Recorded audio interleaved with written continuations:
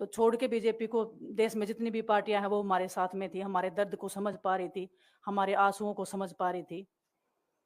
मैं बहुत proud feel कर रही हूँ कि मैं एक ऐसी पार्टी में, एक ऐसी विचारधारा में हूँ जो महिलाओं के साथ हो रहा अन्याय और उनके साथ बुरे बर्ताव के खिलाफ खड़ी है। वो लड़ाई लड़ने के तैयार है, सड़क से लेकर संसद तक।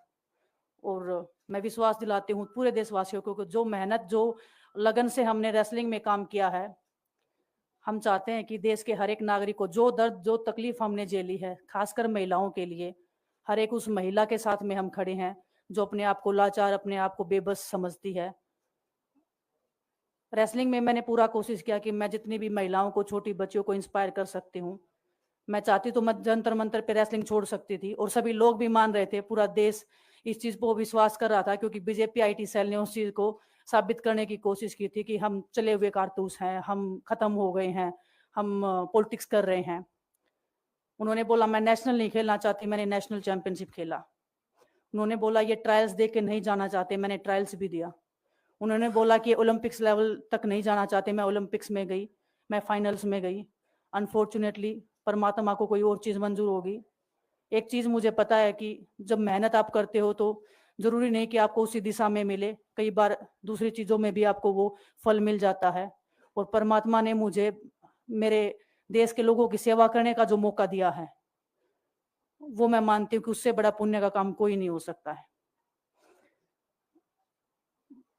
मेरे लिए बहुत प्राउड की बात है, बहुत एक मैं नई पारी की शुरुआत कर रही हूँ आज से।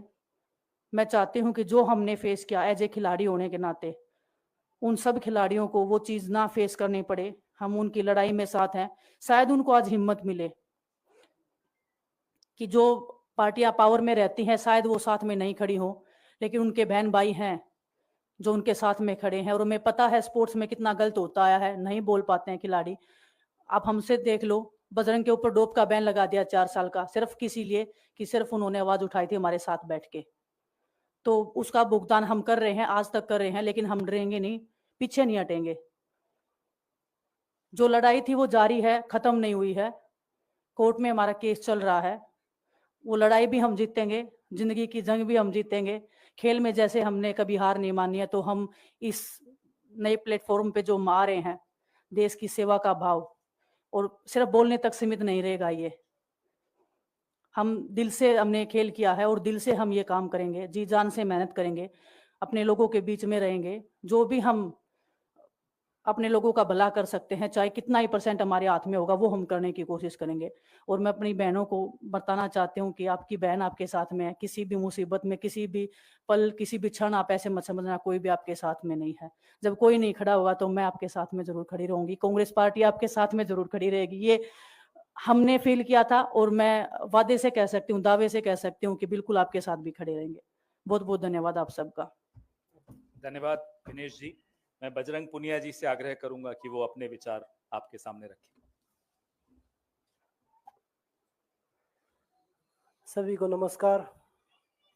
और मैं धन्यवाद दूंगा केसी जी का, हरियाणा के प्रभारी हमारे दीपक बावरिया जी का, अध्यक्ष हमारे उदयभान जी का, पवन खेड़ा जी का और विनीत पुनिया जी का, और जितने भी कांग्रेस के हमारे लीडर हैं उन सब का, कि हमें विनेश ने बताया कि बुरे समय में हमारे साथ खड़े हुए।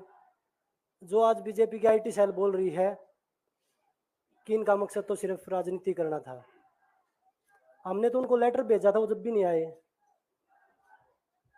हमने तो बीजेपी के जो सांसद थी, जितनी भी महिला सांसद थी, उनके घर पे लेटर दिया था, वो फिर भी उन बच्चियों के साथ नहीं खड़े हो पाए। कांग्रेस पार्टी तो बिना कुछ हमने इनको बताया ये वहाँ पे हमारे साथ खड़े हुए। तो देश की बेटियों की जो आवाज़ उठाई उसका भुगतान हम कर रहे हैं। लेकिन ये चीज़ हमें पता लगी कि जो अत्याचार बेटियों पे हुआ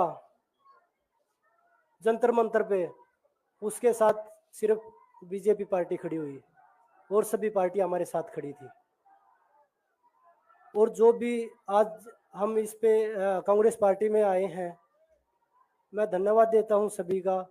हम अपनी पूरी मेहनत, जितनी हमने कुश्ती में मेहनत की है, जितनी हमें किसान आंदोलन में मेहनत करी है, जितना अग्निपथ योजना के टाइम पे मेहनत करी है और बेटियों के आंदोलन में मेहनत करी है, ऐसे ही मेहनत करेंगे।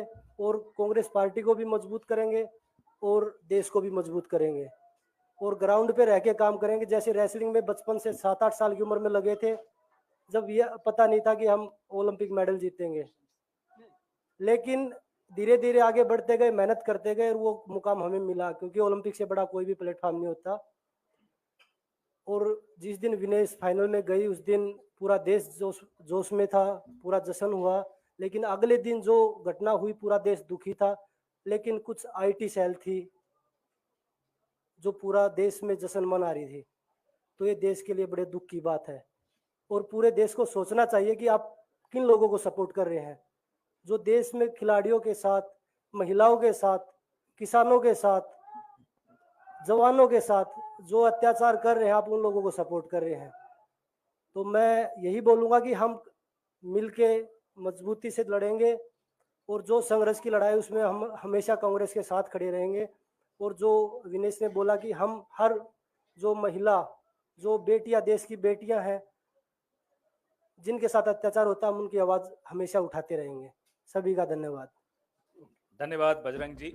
अब कार्यक्रम को हम यहीं समाप्त करेंगे, सवाल नहीं ले पाएंगे क्योंकि बहुत सारी बैठकें हैं।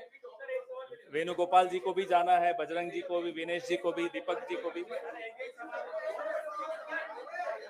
अच्छा, एक एक करके फोर क्वेश्चन बोलिए।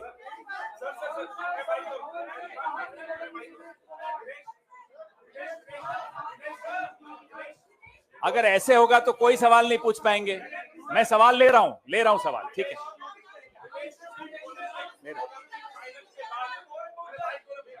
अगर आप चाहते हैं सवाल लें तो जब शांति रखेंगे तभी सवाल ले पाएंगे। विनेश, जब चूंकि ओलंपिक फाइनल के बाद आप पहली बार मीडिया के सामने मुखातिब है, मेरा ख्याल है जिस तरीके से ओवरवेट होने के कारण आप बाहर हुई, कांग्रेस ने आरोप लगाया, कई लोगों ने आरोप लगाया कि आपके साथ साजिश की गई, चूंकि आप लोगों ने आंदोलन किया था। तो मैं पहला सवाल तो ये पूछना चाहता हूं कि आपको क्या लगता है, क्या साजिश की वजह से आपको पदक से दूर रखा गया? और दूसरा सवाल ये लोग जानना चाहेंगे, आपको बधाई कि आप कांग्रेस में आई हैं, आप शायद चुनाव भी लड़ेंगी और निश्चित तौर पे आप एक चेहरा है आंदोलन का, लेकिन लोग ये जानना चाहेंगे कि वो लड़ाई अभी अधूरी है, अभी अदालत में है, इसके पहले बीच में ही आपने राजनीतिक पारी शुरू कर दी। क्या ये बेहतर नहीं होता कि वो लड़ाई को आप अंजाम तक पहुंचाते? और राजनीति के लिए तो आपके पास काफी लंबा नहीं, इतना लंबा नहीं प्लीज। ओलंपिक फाइनल वाला पे जो ओलंपिक्स की आप बात कर रहे हो, किसी दिन फुर्सत में बात करूंगी। बहुत इमोशनल चीज है मेरे लिए। बरसों की मेहनत के बाद मैं वहां पहुंची थी। जो भी हुआ, जैसे भी हुआ, कैसे हुआ, सब मैं एक दिन डिटेल में बताऊंगी। थोड़ा सा आपको सब्र, आपको थोड़ा सा पेशेंस रखना पड़ेगा। उसके लिए इमोशनली बहुत प्रिपेयर होना पड़ेगा मुझे ही, क्योंकि मैं उस फेस में बार बार नहीं जाना चाहती। दूसरा आपका जो सवाल था, जी नहीं, मैंने आपको जब मैं बोल रही थी, मैंने यही बोला था कि लड़ाई अभी खत्म नहीं हुई है। कोर्ट में केस चल रहा है। ब्रजभूषण को पूरा बीजेपी पार्टी उनको सपोर्ट कर रहा है। हमारे साथ में अपोजिशन खड़ा है। कांग्रेस पार्टी ने, हम जब रोड पे घिसट रहे थे तो पहली पार्टी थी जो हमारे सपोर्ट में खड़ी थी। उन्होंने, उनको जो सपोर्ट दिया हुआ, आज हमारा परिवार हमारे सपोर्ट में खड़ा है। तो हमें एक ताकत मिलेगी, एक हौसला मिलेगा, क्योंकि आपको पता है इतनी बड़ी लड़ाई बिना हौसले के, बिना ताकत के नहीं लड़ी जाती है। वो लड़ाई को हम अंजाम पे पहुंचा के आपसे उस दिन मैं बात करूंगी। बिल्कुल, धन्यवाद। विनेश जी और बजरंग जी, मेरा आपसे सवाल है, क्योंकि आप कांग्रेस पार्टी में शामिल हो चुके हैं, लगातार ये खबरें चल रही हैं कि आप लोग चुनाव लड़ना चाहते हैं। क्या आप लोग कांग्रेस पार्टी की टिकटों पे चुनाव लड़ना चाहते हैं? और क्या विनेश जी आप अपनी चुनावी पारी की शुरुआत इस चुनाव से करेंगी? अब कांग्रेस में आई है तो फिर और किसी टिकट पे थोड़ा ही जाएंगे। कांग्रेस पार्टी टिकट सीईसी में डिसाइड करना चाहिए। आ रहा माइक वहाँ। पवन जी, एक सवाल इधर से। पवन जी, आ रहा वहाँ भी आ रहा। अरे पूछ रहे हो। विनेश जी, 2 सीट अभी जो कयास लग रहे हैं वो 2 सीटों पर लग रहे हैं, एक जुलाना और एक चरखी दादरी। विनेश जी, अगर इन 2 सीटों में से ये सवाल आपको शाम को, कल जब भी टिकट्स आएंगे तब कर लीजिएगा। विनेश जी, मायका या ससुराल, किसको चुनेंगे आप? हाँ? मायका या ससुराल, दोनों सीटें आपके लिए कही जा रही है। दोनों, एक मेरी जन्मभूमि है, एक मेरी कर्म भूमि है। दोनों मेरे लिए बहुत जरूरी है।